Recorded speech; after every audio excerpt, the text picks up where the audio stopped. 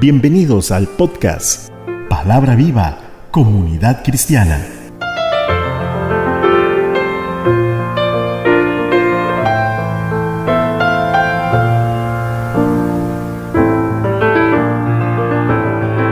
Un saludo afectuoso para nuestros escuchas donde quiera que te encuentres.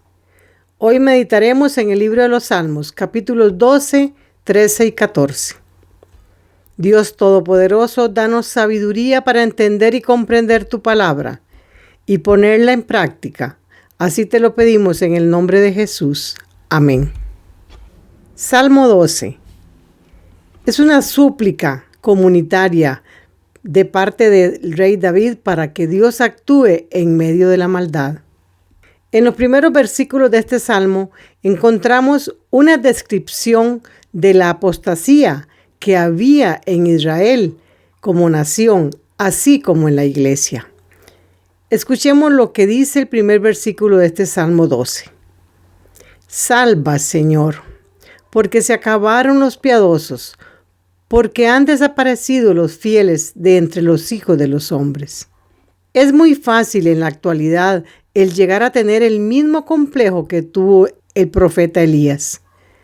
El pensar que uno es la única persona que queda, la única persona que se mantiene fiel a Dios en el presente. Esto es un gran error. Hay muchas personas que desarrollan un complejo como ese. Por supuesto, tal apreciación de estas personas no es cierta, pero puede darse el caso en que algunos cristianos, cuando ven la influencia del pecado y la maldad por todas partes, se sienten así. Leamos el versículo 2 de este salmo. Habla mentira cada cual con su prójimo, adulan con los labios, pero con doblez de corazón. Este es un día en que los creyentes necesitamos decir la verdad. No debemos decir una cosa frente a cierta persona y luego decir algo diferente a sus espaldas. Eso es hipocresía. El salmista emite un grito de lamento por la impiedad y la infidelidad e hipocresía del hombre que le rodea. En los versículos 3 y 4 leemos: El Señor destruirá todos los labios aduladores y la lengua que habla con jactancia, a los que han dicho: por nuestra lengua prevaleceremos, nuestros labios son nuestros. ¿Quién es Señor de nosotros? El salmista denuncia la maldad en que se ha sumido el pueblo. Se dirige contra los orgullosos, arrogantes y mentirosos. Ellos estaban diciendo: nosotros diremos lo que nos dé la gana. Y en la apostasía de la iglesia se nota un orgullo como este. Y eso habla mucho de lo que está ocurriendo. En Judas, en su epístola, versículo 16, en la segunda parte se expresa sobre la apostasía que vendrá a la iglesia de nuestros tiempos. Estos son murmuradores, dice la palabra, quejumbrosos, que andan tras sus propias pasiones, hablan con arrogancia, adulando a la gente o engañándola para obtener beneficio. En otras palabras, en tiempos de apostasía habrá muchos mentirosos. Pero ahora veremos lo que les espera a los que pertenecen a Dios. Versículo 5. Por la opresión de los pobres, por el gemido de los necesitados, ahora me levantaré, dice el Señor. Pondré a salvo al que por ello suspira. Es muy importante no caer en el desánimo. Y en oración a Dios debemos encontrar confianza, debemos encontrar paz, intercediendo, porque en Dios tenemos promesa divina de socorro. El Señor pondrá en un lugar que sea tan seguro como la hendidura de una roca a aquellos que se sienten acosados.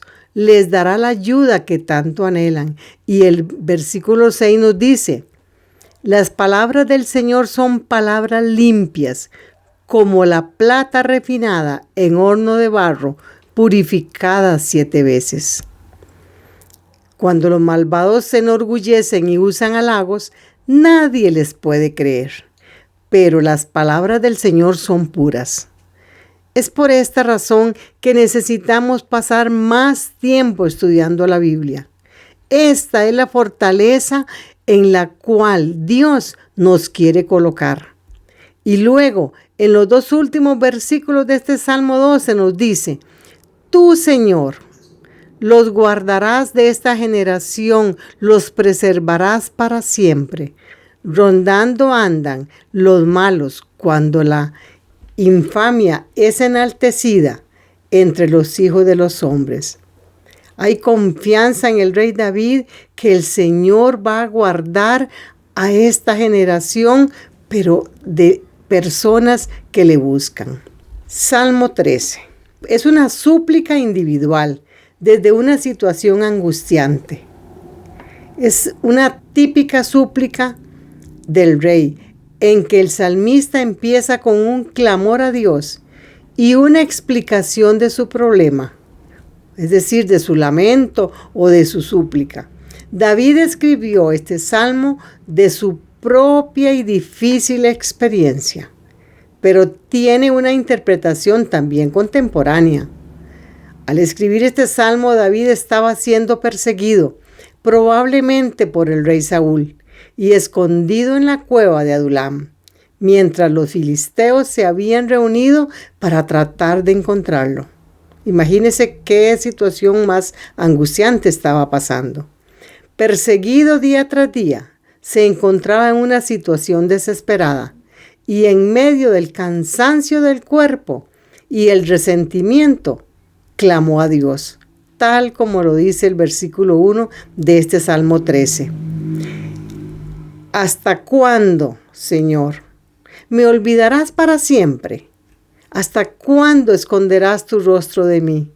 Son preguntas que en su desesperación y en oración le hace a Dios de una manera angustiante, como desde las entrañas, pero al final también termina confiando en Él. David aquí habló en un tono extremadamente pesimista. Pensó que Dios le había abandonado y que se había quedado solo. En el versículo 2 nos dice: ¿Hasta cuándo tendré conflictos en mi alma, con angustias en mi corazón cada día? ¿Hasta cuándo será enaltecido mi enemigo sobre mí? O sea que David se estaba preguntando y le preguntaba a Dios que hasta cuándo va a durar esta situación. En esta ocasión vemos a David como un hombre muy cansado, pero muy impaciente también. Entonces se vuelve a Dios en oración. Este era su recurso, su medio para pedir ayuda. Esta debe ser nuestra actitud siempre, ya sea en momentos de prueba o de regocijo. Porque el Señor le gusta que nos acerquemos a Él con corazón alegre, pero también cuando estamos angustiados. El verso 3 dice: Mira, respóndeme, Señor Dios mío, alumbra mis ojos para que no duerma el sueño de la muerte. A pesar de la debilidad de la carne, el salmista busca ayuda en Dios y le dice: Mira, respóndeme. Jesús en Juan 15:7 nos dice: Si permanecéis en mí y mis palabras permanecen en vosotros, pidan todo lo que quieran y les será hecho. Vemos claramente que Jesús está dispuesto a darnos todo lo que le pidamos, siempre y cuando permanezcamos en Él. Escuchemos lo que dice el verso 5. Mas yo en tu misericordia he confiado. Mi corazón se alegrará en tu salvación. David no se consideraba lo suficientemente inteligente como para librarse de este aprieto por sus propios medios. Él tomó las precauciones necesarias. Por supuesto, él sabía que solo Dios le podía librar, porque Dios era su salvación. Esto lo tenía muy claro. En el versículo 6 nos dice: Cantaré al Señor porque me ha hecho bien. una expresión de gran confianza y de regocijo. Podemos ver la trayectoria de la fe del salmista. Pasa por la prueba, pasa por la angustia y por la duda, pero sigue confiando, como hizo también Job en momentos de angustia. Y ahora él estaba seguro de que Dios le contestará. Su fe tiene buena base, no en sí mismo, sino en la misericordia de Dios. Se basa en lo que Dios es, en sus promesas y en que el mismo salmista ha experimentado este amor de Dios. Ya que brota de nuevo esta confianza, se alegra su corazón. La verdadera alegría es tener la salvación de Dios y su obra en la vida de cada uno de nosotros. Hemos renacido como hijos de Dios. Salmo 14. Es un salmo didáctico, un salmo sapiensal. Al igual que el Salmo 53, es casi igual, pero únicamente se cambia el Elohim en vez de Jehová para referirse a Dios. En los versos del 1 al 3 leo para ustedes. Dice el necio en su corazón, no hay Dios. Están corrompidos, sus obras son detestables. No hay uno solo que haga lo bueno. Desde el cielo el Señor contempla a los mortales para ver si hay alguien que sea sensato y busque a Dios.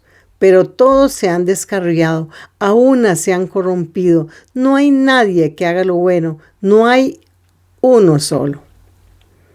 El verdadero ateo es o necio o malvado. Necio porque cierra los ojos a la evidencia de que Dios existe. O malvado porque no quiere someterse a las verdades de Dios. Nos volvemos ateos en la práctica cuando nos apoyamos en nosotros mismos más que en Dios. El necio mencionado aquí es alguien agresivamente perverso en lo que hace. Según la Biblia, se necesita ser muy necio para desafiar directamente a Dios. Sin duda, la sensatez, que es lo opuesto al necio, te lleva a Dios. Esta es una condición que desde el principio de la humanidad acompañó al hombre, como lo vemos en Isaías capítulo 53 y verso 6. Todos nosotros nos descarriamos como ovejas, cada cual se apartó por su camino. Pero la gran bendición está en la frase que sigue. Mas Jehová cargó en él el pecado de todos nosotros. La Biblia es clara al respecto. Nadie puede alcanzar la salvación en base a sus propios méritos. Nadie es perfecto excepto Dios. Todos somos culpables ante Él, como nos dice Romanos 3:23, por cuanto todos pecaron y estamos destituidos de la gloria de Dios. Necesitamos de su perdón. No importa lo bien que nos desempeñemos ni lo mucho que logremos comparado con otros. Ninguno de nosotros puede jactarse de su bondad cuando se compara con los estándares de Dios. Todos somos insuficientes, por lo tanto debemos de recurrir a Cristo para salvarnos. Así nos dice Romanos 10 del 9 al 11. ¿Le has pedido a Dios que te salve? Permítame decirte que necesitas arrepentirte de tus pecados y aceptar y recibir a Cristo en tu corazón para que alcances la salvación. Esa es mi invitación en esta tarde. Por lo tanto, no importa lo que estés pasando, si bien podemos sentir que estamos perdiendo la batalla, no puede haber la menor duda de que nuestra victoria principal está en Dios Padre a través de Jesucristo. Amén. Que tengas una bendecida semana llena de fortaleza y mucha paz en Cristo Jesús. Hasta el próximo episodio, si Dios lo permite. Soy Cecilia Alpizar, desde Santa María de Dota, San José, Costa Rica. Muchas bendiciones. Muchas gracias por escuchar. recuerde escribirnos al correo palabravivacomunidadcristiana@gmail.com.